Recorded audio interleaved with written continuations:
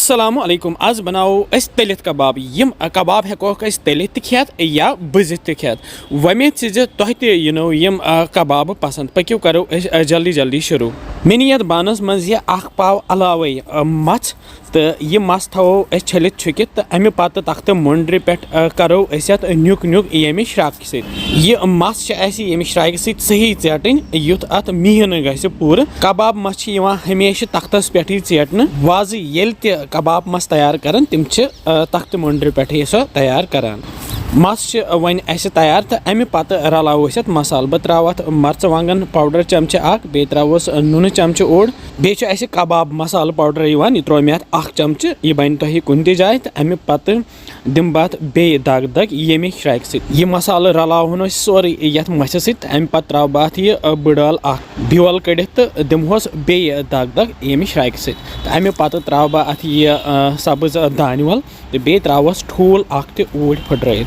तो रलावो वन सही यह मच युत काल यम पूर मसाल तो यह ठूल पान वन रल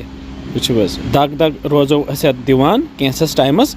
तो सन कबाब मस वन तैयार तो तुलो तो कड़ो यथ बानस मज हेको ये 10-15 मिनटन फ्रिजस मज थी आज सर्दी आज फ्रिजस मज थवन जरूरत क्या तो अमे पत अन मे यम सलिए यम 3 सलिए शत्रु यम जज तो यम रलाव बह तो अत कर बह गंड अमे पत मे यह सिल्वर फॉइल तो यम वलख बह अथ वो यह बह कबाब बनाने खतर सीख तैयार करान तो इथे कन बनाव बह बाकी सीख तो थव बह साइडस कुन यपर अन बह यह मछ तो लग बह वन कबाब बनाव बह कर अथ उदर तो तुल बह मछ फुल ये अथस मज तो लग बह कबाब ये पे फहलाव इत कन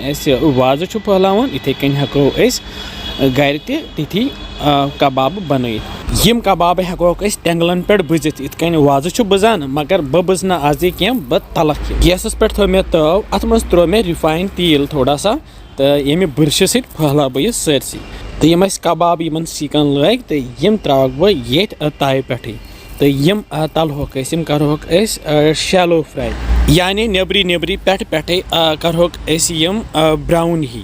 युथ यम ब्राउन ही गसन तो अत सी कड़होक यमो सीको मज नबर वो नीर वन आराम सान यमो सीको मज तो करहोक वन ये तिलस मज तैयार तो थोड़ा सा यम वजिल ही गसित कड़होक ये प्लेटस मज त्रेनवे बने 3 कबाब ये बड़ बड़ ही अगर घर पोछ या पानस खोन या गर खेनावन बनावो यम जल्दी जल्दी कबाब तो खेमो यम वो ज़बरदस्त मज़ेदार कबाब बने मे चटन तम थो ये गेव गिर्द तो खेमो तो वमेद तुम अजिक कबाब पसंद आमत तुम थो पुन ख्याल बे समखो जल्दी बिहु रबस हवाल।